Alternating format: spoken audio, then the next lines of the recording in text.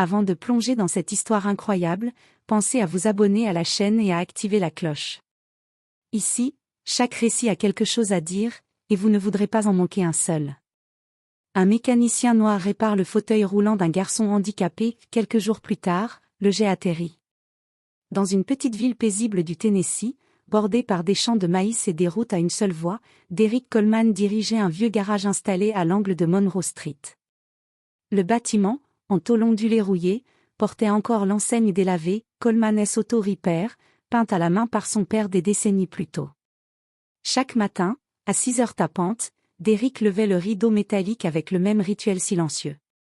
Pas de radio criarde, pas de publicité tapageuse, juste le bruit des outils, de la graisse, du métal et du souffle régulier d'un homme qui connaissait chaque boulon comme un vieil ami. À 52 ans, il portait sur ses larges épaules les traces d'un passé que peu osaient questionner. Sa peau noire, marquée par le soleil et le temps, son silence presque sacré, et son regard fatigué intimidaient plus d'un client. Il parlait peu, écoutait beaucoup. Certains disaient qu'il avait été soldat. D'autres pensaient qu'il avait tout perdu, autrefois. Mais tous savaient une chose, il ne refusait jamais d'aider.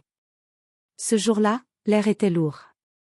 Le genre de chaleur qui fait coller la chemise à la peau avant même 9 heures du matin. Derrick travaillait sous la carrosserie enfoncée d'une vieille Buick Skylark, les doigts tachés de cambouis, lorsqu'un rugissement de moteur brisa le silence du quartier.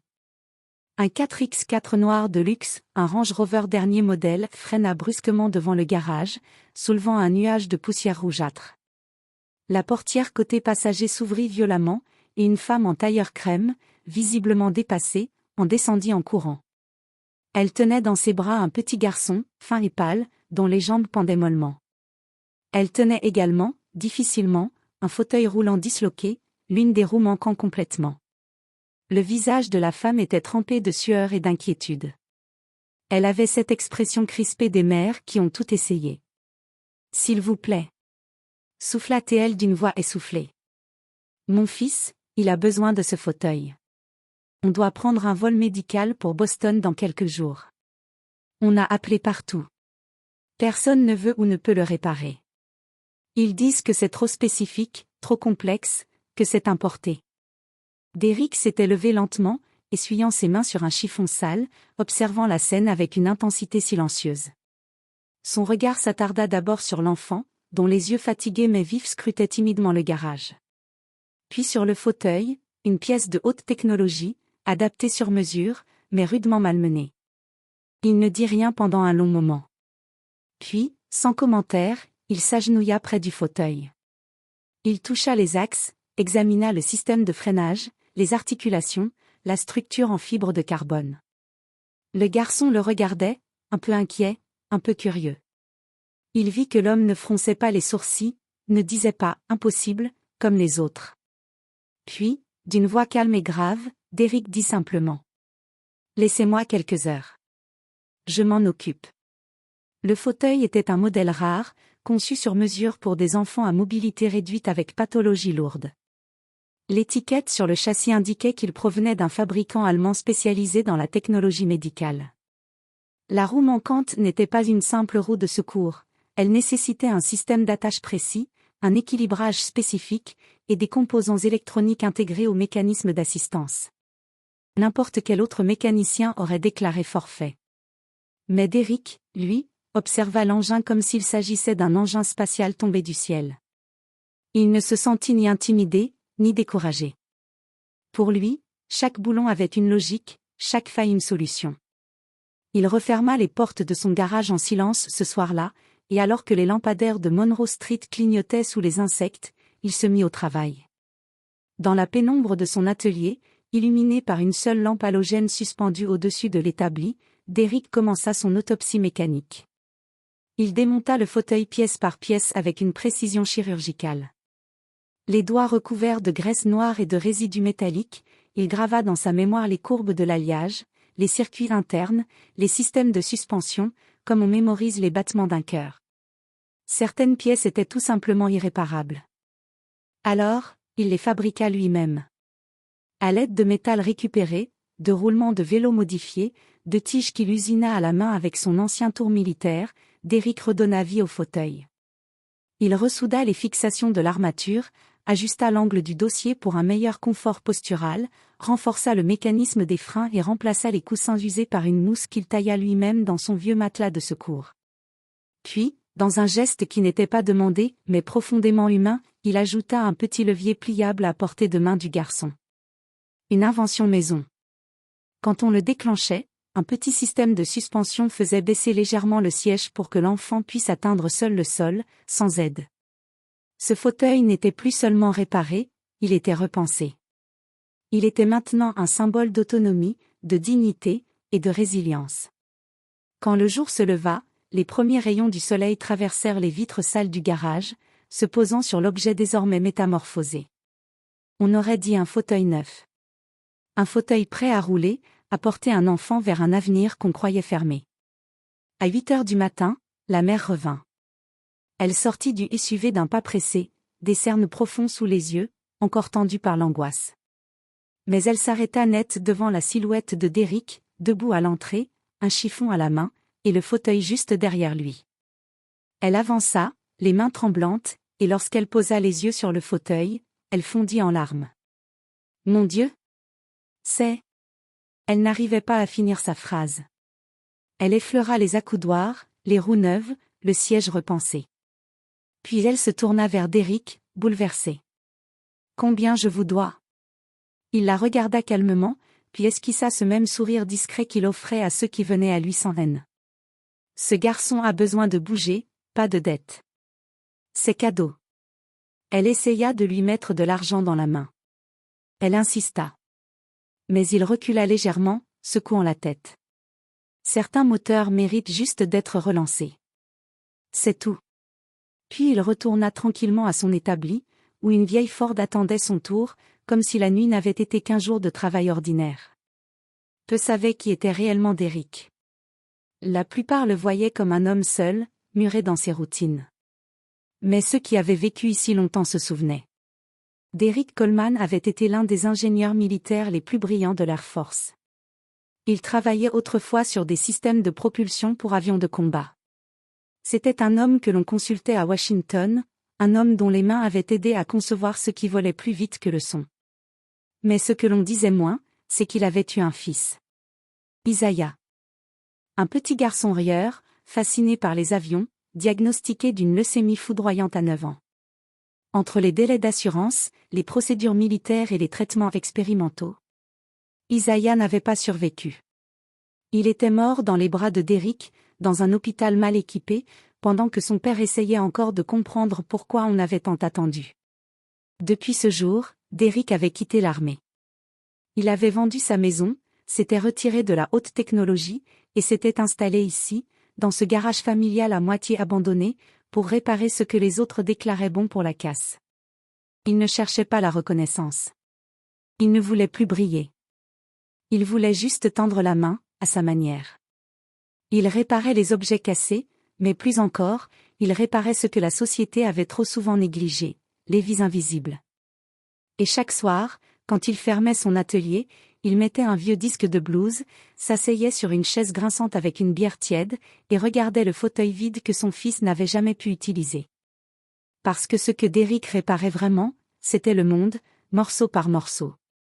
Le vendredi suivant, peu après midi, Derrick était dans le garage, le front couvert de sueur, concentré sur une courroie crantée particulièrement récalcitrante d'un vieux pick-up Ford. Le moteur grognait doucement, suspendu par une grue manuelle, pendant que ses mains noircies par l'huile exécutaient des gestes d'horloger. Comme souvent, il avait oublié le monde extérieur. Seule une vieille chanson de B.B. King murmurait en arrière-plan. Soudain, un vrombissement grave et régulier fendit le silence rural, couvrant même la musique. Derrick leva les yeux. Un jet privé blanc et argenté, aux lignes élégantes, entamait une descente lente au-dessus des silos. Il fit un passage bas, presque irréel, avant d'atterrir sur la petite piste municipale, à quelques kilomètres de là. L'aéroport, une simple bande de béton sans tour de contrôle, n'accueillait que des avions agricoles et quelques monomoteurs d'école de pilotage. Un jet, ici, relevait presque du surnaturel. Derrick haussa un sourcil, puis reprit son travail. Jusqu'à ce que les SUV noirs arrivent. Moins de 15 minutes plus tard, un convoi discret mais impressionnant de 3 Chevrolet Suburban aux vitres teintées se gara devant le garage. Le moteur de l'un des véhicules continuait à tourner. Des hommes sortirent, en costume sobre, lunettes sombres, oreillettes transparentes. Le genre d'homme qu'on ne voit que dans les quartiers de Washington ou sur les plateaux d'interview de CNN. Derrick s'essuya les mains lentement, le front plissé. Il ne comprenait pas. Il n'attendait personne. Il ne devait rien à personne. Puis il la vit. La mère. Elle sortit du deuxième véhicule. Cette fois, elle n'était pas en panique, mais droite, digne, radieuse. Son regard croisa celui de Derrick, et elle sourit avec une émotion contenue. Derrière elle, le garçon apparut. Caleb. Habillé d'un costume bleu cobalt parfaitement taillé, les cheveux coiffés soigneusement, les joues un peu plus pleines, l'allure plus solide. Il n'avait plus l'air d'un enfant épuisé par la douleur, mais d'un petit prince qui revenait d'un royaume lointain. Son fauteuil roulait parfaitement. Mieux encore, il brillait. Poli, nettoyé, presque sacré. Caleb s'approcha en silence. Ses yeux, larges et remplis d'admiration, fixaient Derrick comme on regarde un héros de livre qu'on croyait fictif. Un homme en costume prit la parole, d'un ton clair et posé. « Monsieur Coleman, bonjour. » Il tendit la main. « Je suis Andrew Rosenfield, président de la Fondation Rosenfield pour les enfants à mobilité réduite. Le jeune Caleb ici présent nous a raconté en détail ce que vous avez fait. Et nous tenions à vous rencontrer. » Caleb s'approcha. Dans ses mains, une petite boîte en acajou. Il la tendit avec un sérieux touchant. « Je voulais vous remercier. Grâce à vous, j'ai pu prendre l'avion pour Boston. J'ai reçu la greffe de moelle. Les médecins disent que c'est un succès. Je vais guérir. » Sa voix trembla légèrement à la fin, mais il tint bon. Il regarda Derrick avec l'innocence d'un enfant et la gratitude d'un survivant. Derrick prit la boîte avec précaution. Il l'ouvrit. À l'intérieur, une lettre manuscrite, à l'encre bleue, signée par le président de la Fondation, remerciant Derrick pour son acte de courage et de compassion. Un certificat d'honneur, encadré dans un écrin, avec une mention spéciale. Pour avoir réparé bien plus qu'un fauteuil, pour avoir rendu l'espoir. Et un chèque de 250 000 $. Mais ce n'était pas tout. Andrew reprit la parole, cette fois avec une gravité douce, comme s'il mesurait l'importance de chaque mot. Nous voulons financer la modernisation complète de votre garage. Pas juste avec un coup de peinture et des outils neufs. Non. On parle de créer un espace modèle. Un centre capable de recevoir des enfants en fauteuil, de concevoir des pièces sur mesure, d'offrir des réparations gratuites, avec dignité. Il marqua une pause, puis poursuivit. Nous lançons un programme national de réparation solidaire de fauteuils roulants pour les familles modestes. Un réseau qui permettra à des enfants défavorisés d'avoir accès aux mêmes standards que ceux des hôpitaux privés. Mais pour que ce soit plus qu'un concept, il nous faut quelqu'un qui sache ce que c'est que de vraiment réparer. Quelqu'un de terrain. De cœur. Vous, Monsieur Coleman. Vous seriez notre responsable technique national. Derrick ne répondit pas tout de suite. Il resta là, immobile, les bras croisés, comme figé dans le temps. Il regarda ses mains. Ses mains larges, burinées, qui avaient réparé des moteurs de chasse, puis des moteurs oubliés. Ses mains qui avaient bercé son fils à l'hôpital. Ces mêmes mains qui, une semaine plus tôt, avaient redonné à un fauteuil brisé l'allure d'un vaisseau d'exploration.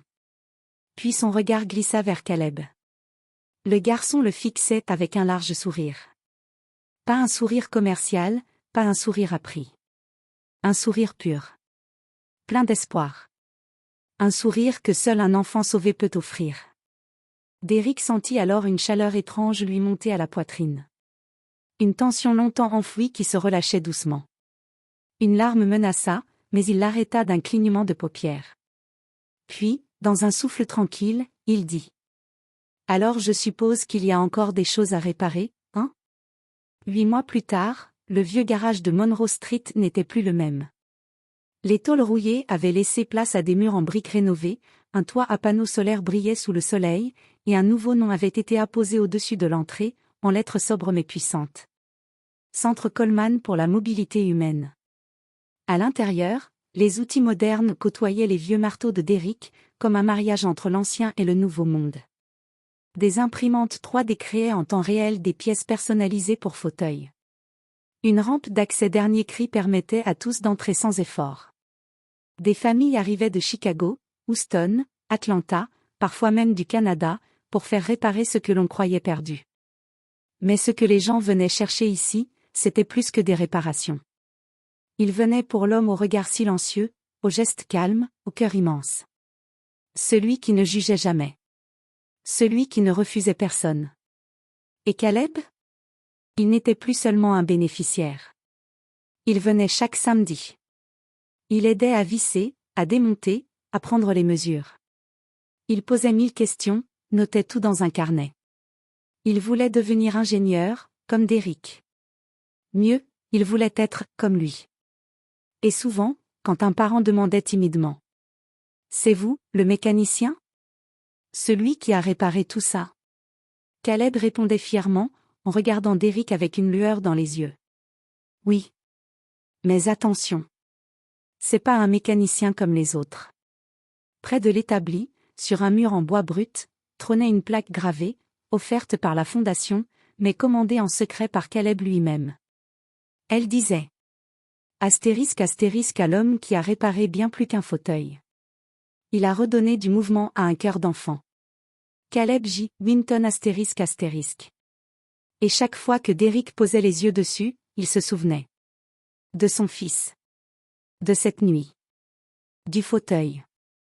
Du monde qu'on peut encore sauver, un roulement à la fois.